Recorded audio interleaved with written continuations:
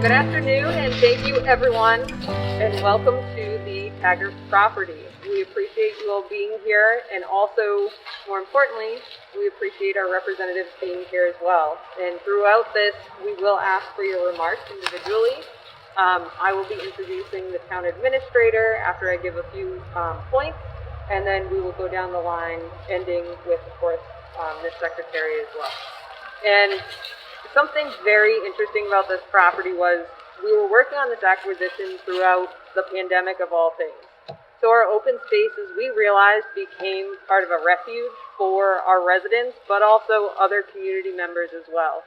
So not only do we hope that this property continues to be that refuge and that important community aspect, but also provide the climate resiliency benefits that we're working on through our current MVP program as well, the Municipal Vulnerability Preparedness Program. This property, however, is being acquired with funds provided and awarded to the town after a vote to support the acquisition through the land grant, which is the Local Acquisitions for Natural Diversity. We have our grant administrator here, so I would like to thank him for attending as well, Nathaniel Thomas. He worked with us. He worked with me coming out to the site, not only answering and addressing questions. We also have Melissa Cryan here as well, and I appreciate her addressing questions and working with us to move this forward and have a strong application at the outfall. I would also like to introduce Don Lowe, who had been the best person I could go to for advice, not only navigating town meeting, but also working on an acquisition project, who we need to be talking to and collaborating with not only our community, but also our representatives whom we have represented here today. So I'd welcome Don Lowe to the podium. Thank you, Rebecca. I'll say one thing, we could not have had a better quarterback at the helm than Rebecca to see this through. She was undaunted from beginning to end, a tireless worker and totally dedicated to this project and totally dedicated to conservation as a whole. So thank you, Rebecca, for everything that you've done to make today a reality. I am going to be very brief. I will say it's the first time I've ever been in the woods wearing a jacket and tie. But this land acquisition has been a huge event for the town. We acquired it, we finally gained title of it last week, and we're going to be using it before you know it. The purchase price was in total $550,000, thanks to the land grant and other monies that were utilized. I believe the actual price that we paid is $211,000 net.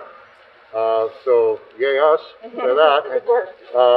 So again, it's such a big deal. This day was a long time coming.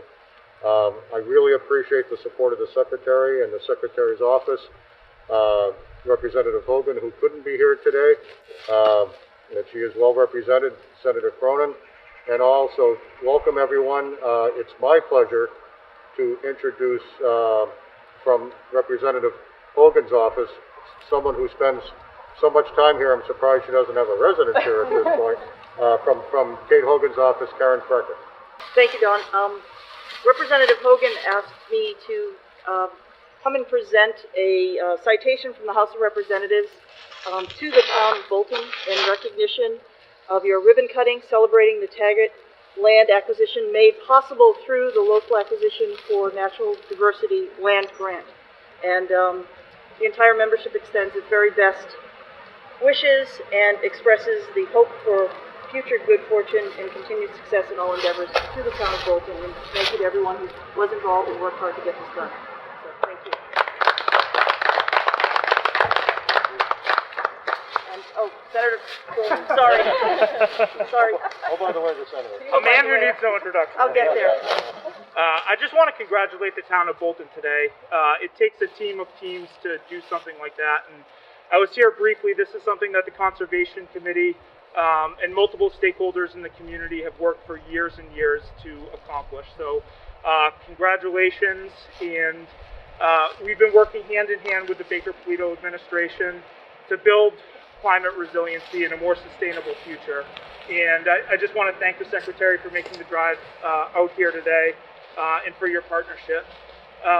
Environmental justice is really about handing future generations in our communities a future with a place to live in, and one that is going to be resilient for generations and generations to come. And to do that, we all have to do our part. We're doing that in the legislature. We've made and passed landmark climate legislation this session, and the people in Bolton are doing their part too. And to me, I'm really proud to join you as we mark this land and Bolton's great work to pass this off for future generations. So thank you very much and congratulations. And without further ado, it's my privilege to introduce Madam Secretary. Well, thank you and good afternoon. It's great to be here today to celebrate this historic land conservation opportunity, and congratulations to the town. I think the senator said it really well.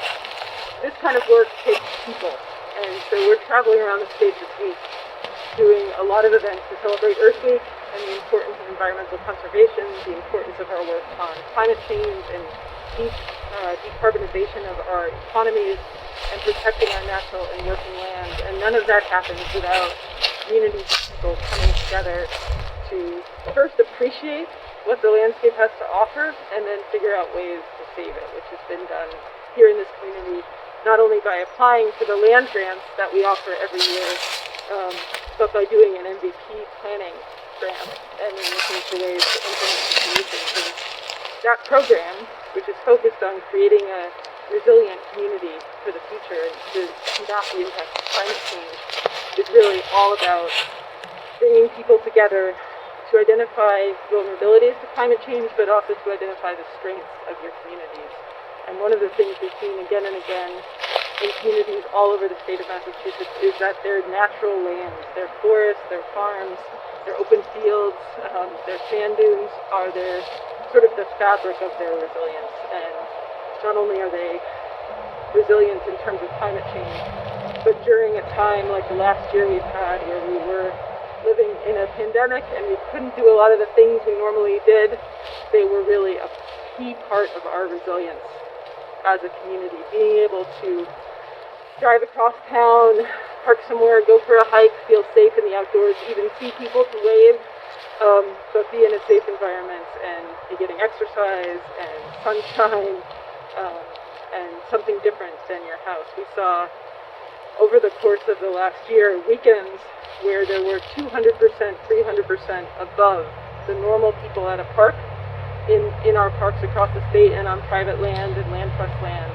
And we know that going forward we want to keep people using our parks in these numbers, and so continuing to protect land and continuing to steward it as we go forward and to make sure everyone has access to that land and that it's an equitable asset across the Commonwealth is a key part of all this work. But these 43 acres here today are an important part of Bolton's story and an important part of the state's story on a larger scale about the work Massachusetts has always done and the land ethic we've always done, but about the future in a climate change world and making sure that we are continuing to protect these beautiful forests, this birch grove. I mean, what a spot for this today. But that generations of children to come get to celebrate Earth Weeks in the woods and see landscapes like that. So thank you for all your work, and I'm excited to come back and see what this turns into.